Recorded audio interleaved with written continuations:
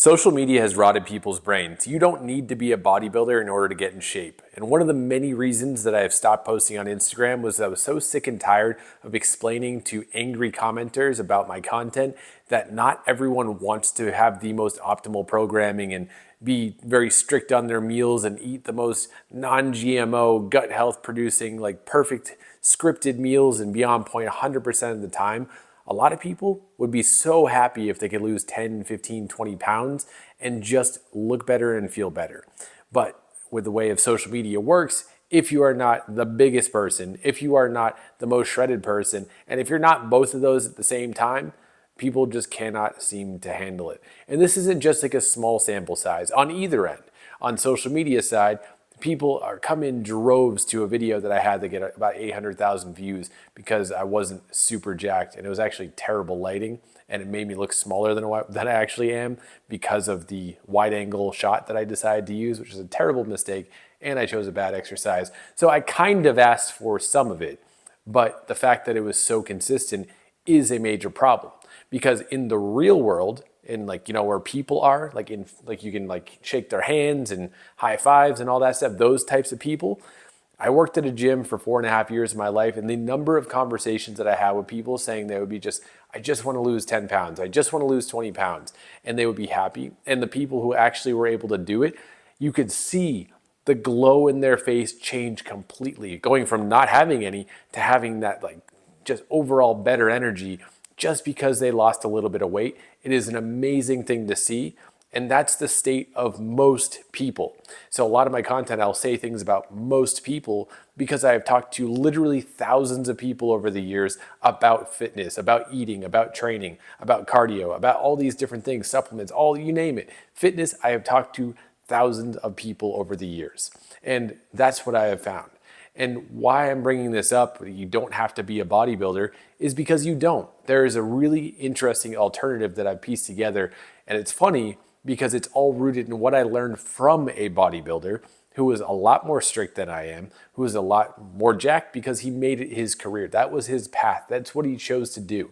So what I've done is I am a dad who wants to be in good shape, in shape that people could see me with my shirt off and they're like, oh, he probably works out every so often because I'm lean and have a little bit of muscle and I look good, I feel good, I'm light on my feet and everything is overall good. That's what I want to do. So that's what I've achieved. I was 210 pounds in the past and I was a lot stronger and I'm gonna get to where I was then by being 50 pounds lighter. And the point is I've been heavy, I've been much bigger.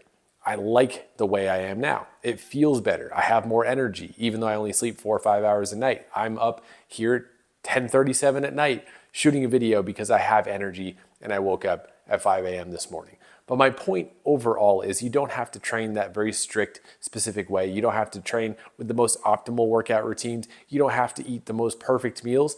There's a few things you can do, which I talk about in almost every single one of my videos because it just works. And you can take it to another level too. You don't have to just, I'm going to shoot for average or mediocre, but even just getting in simple shape, like a simple good shape is much better than the average in the United States.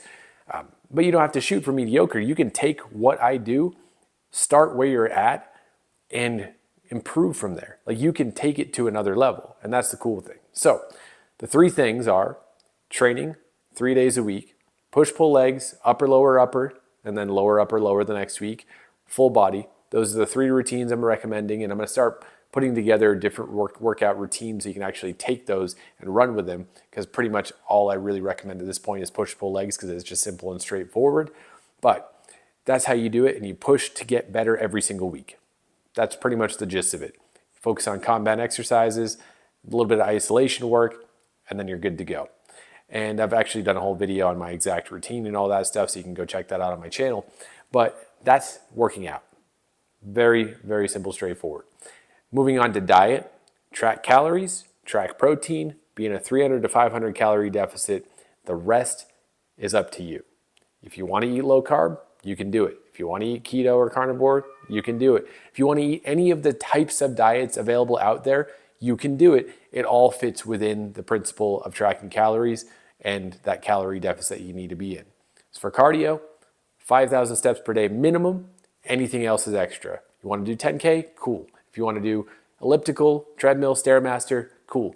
That's on you. But the minimum is 5,000 steps a day on average. There will be some times where you just cannot get out the door and do more, but if you just make up for it across the week, which doesn't take a lot of time, to make that average over 5,000. My average for the last 12 months is over 5,000, which is interesting because a lot of that time I've been either working from home or at home or whatever, not doing a whole lot of outdoor activities, and even including the winter.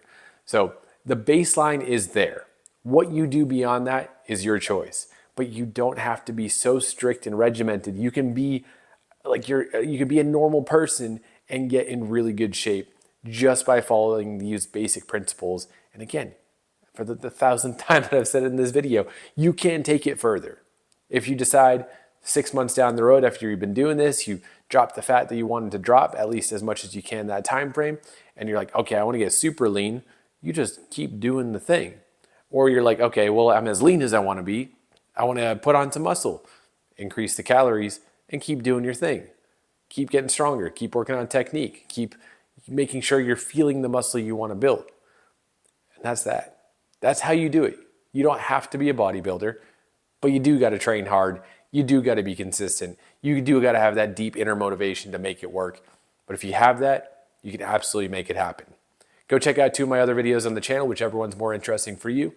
And also fitdadinnercircle.com/program to check out my program. And I will see you inside the next video.